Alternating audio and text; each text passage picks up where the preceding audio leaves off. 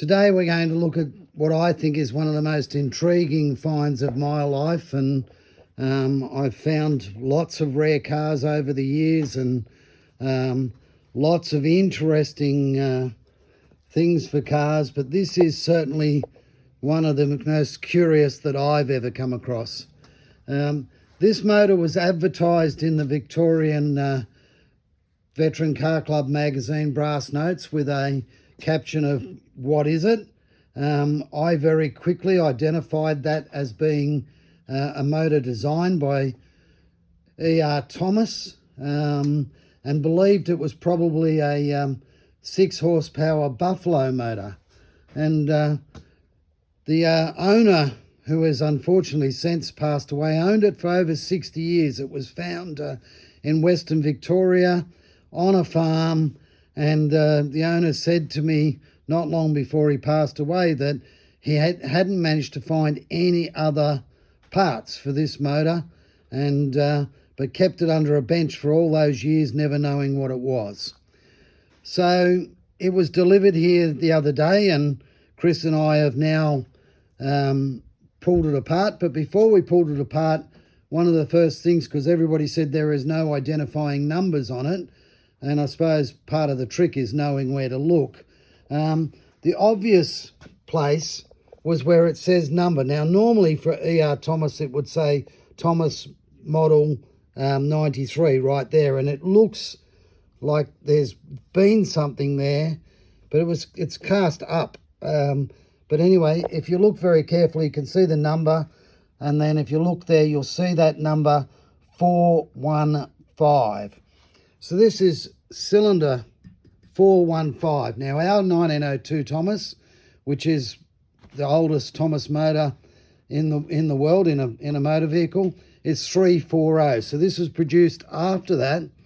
But then, interestingly, if we come to here, this is the crankcase, and if we look right there, you'll see the number 29, and our crankcase number is 28.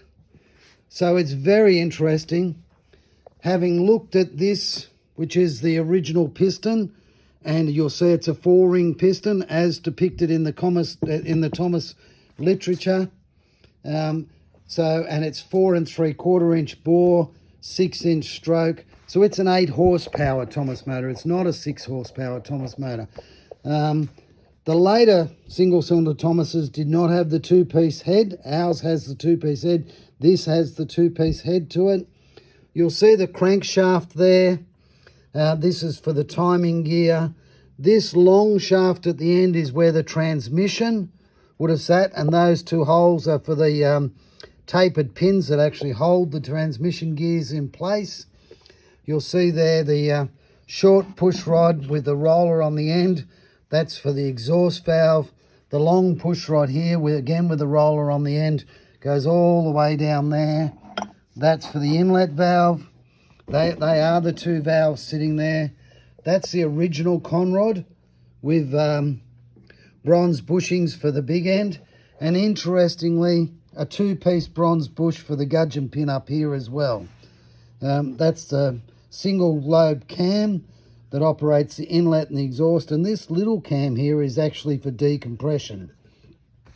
So this is very interesting. You'll see here that's actually for the timer, advance and retard. So very interesting to find this.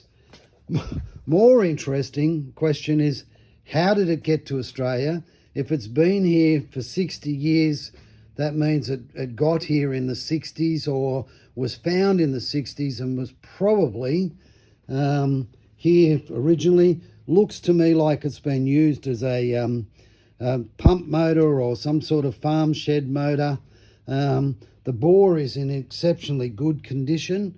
It didn't take a lot to get the motor apart. We did have to press the piston out, but not with a lot of pressure. So the plan now is to actually restore the motor and get it to running condition. That's not that difficult. This will probably be the most complicated part. That's actually the inlet manifold where the valve sits.